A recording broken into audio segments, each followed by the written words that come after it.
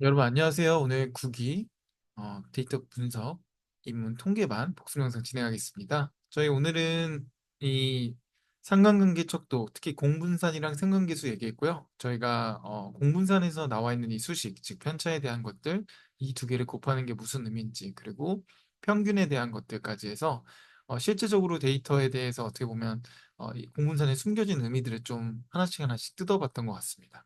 그래서 말씀드렸던 것처럼 얘네들이 플러스가 될 수도 있고 마이너스가 될 수도 있는데 어쨌든 두 개의 변수 간의 선형적인 관계를 측정하는 것이기 때문에 이 부분에 대해서는 공분산을 두 변수 간의 어떤 관계로 이해하고 플러스와 마이너스 값이 나올 수도 있다라는 거 이런 부분을 좀 이해한 상태로 가시면 좋을 것 같고요.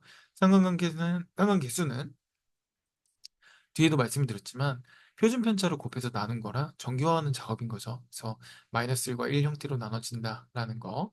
그래서 오늘 수업 시간에 이 부분 계속 얘기했고 순위 상관계수에 대한 것도 이야기를 했습니다.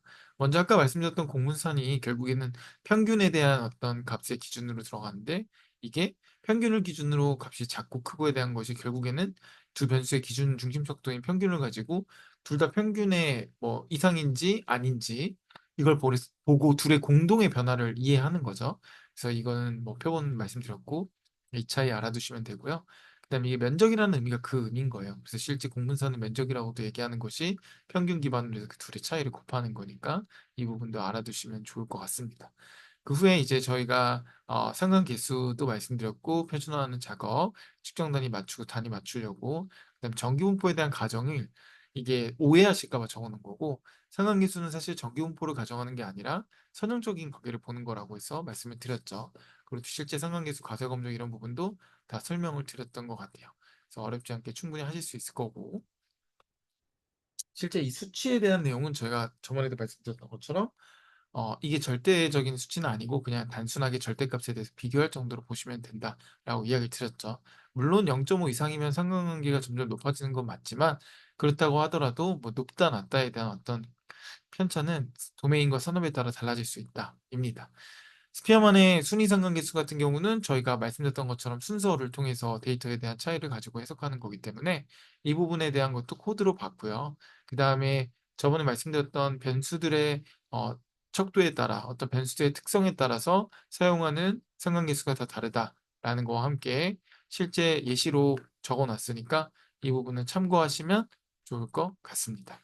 그럼 오늘 저희가 코드로 간단하게 돌아가서 실제로 어, 저희 우리 상응인수에 대한 거 코드로 한번 확인해 봤죠.